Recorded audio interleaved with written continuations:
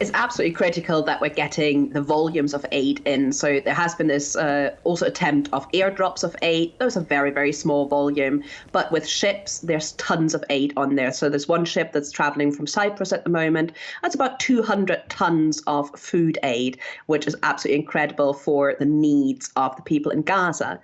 But of course, bringing ships in is limiting in a way that bringing in aid by road is not. So we're still very much lobbying for aid by road, opening more border crossings to get as much in as people need in Gaza. Yeah. Let's talk about the United States proposal that was brought up at the State of the Union, a floating pier. Has anything like this been built before? It's a very interesting proposal. This is something that military can bring in with the ability to build a pier there. But of course, it's not going to be a quick solution. It's going to take weeks to actually get this pier operational. So this is longer term. Of course, people are starving right now. So the needs are very, very urgent in Gaza. And waiting until this will finally be built is not a great solution when we do have the option of bringing in aid by corridors that are already established, namely by road. Yeah, but we know that that's not going to happen in the short term. What are the logistical challenges or the things that need to be agreed on by the parties to succeed with something like this sort of sea pier? So on the one hand, there is getting things into Gaza. So whether that is by road or that is by sea, it needs to be agreed what items can be let into Gaza. And that has been quite challenging with Israeli side agreeing on what can actually be let in. There's a lot of goods being blocked because there's a fear that they might be used by Hamas to build bombs, to build weapons with.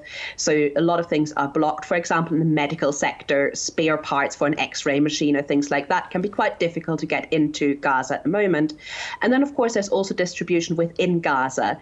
It's an area under war. It's an area where there's lots of destruction, and there are lots of checkpoints on the road as well, which can hold up aid convoys. So distributing within Gaza can take a very long time, can be very unpredictable as well, depending on the situation that you find. And that with that new pier, with bringing in aid by sea, you still have the question of like, well, how do we get it from the pier to people across Gaza, especially to the north of Gaza? That has been extremely difficult over the last couple of months. Yeah. One of the things that seem to be a big obstacle, though, are the Israeli military themselves. We've seen a number of operations go really horribly wrong with people dying. What is the likelihood of the US getting the Israelis to cooperate if they are able to sort of have this as a channel opened? Cooperation on the ground will be very, very important. There have been a lot of security incidents with aid convoys. Aid convoys to the north of Gaza have been stopped occasionally because it just got too dangerous. And very often it's dangerous because convoys are stopped at these checkpoints and then they're sitting there for what might be hours at a time. Some convoys have been asked to turn back then. So that then also gives security risks from the Palestinian side because of people are desperate there. They're seeing that convoys are turning back, that convoys are being held up. So, of course, people are trying to get that food for their families to survive. So security issues are there on both sides, and it's a really key thing to negotiate with the Israeli side that there is open access, that any checkpoints are minimized, and that people and cargo can move as freely as possible. Yeah. You talked earlier that the most logical way would be to open more road passageways through. What are the options with regard to that? There are many different border crossings that used to be open. At the moment, there's only 2 border crossings that are operational, and they have very limited capacity. So we're seeing, in the month of February, we saw on average about 100 trucks a day going across the border. Before the war in Gaza, that used to be about 500 trucks a day. Of course, needs now are even greater. So aid agencies are estimating we would need about 600 trucks per day to be let into Gaza to meet the needs of the people there. So there's a huge discrepancy there.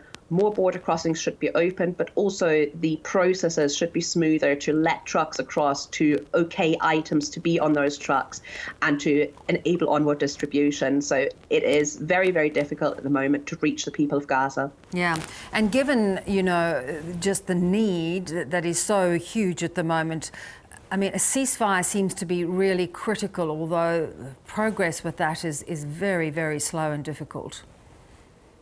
Unfortunately, it is, yes. And ceasefire is absolutely critical to kind of help with the humanitarian situation. We're seeing malnutrition, starvation. We're also seeing a lot of issues on the medical side, of course. People don't have access to enough clean water. So the hygiene situation is very critical. And of course, medically, there are a lot of issues with hospitals not being able to operate at all, or being really limited in terms of what they have, what they can actually do in terms of anesthetics, but also diagnostics. Anything really is missing after such a long war already. Yeah. Sarah, really appreciate your expertise on this. Thanks for joining us. Thank you.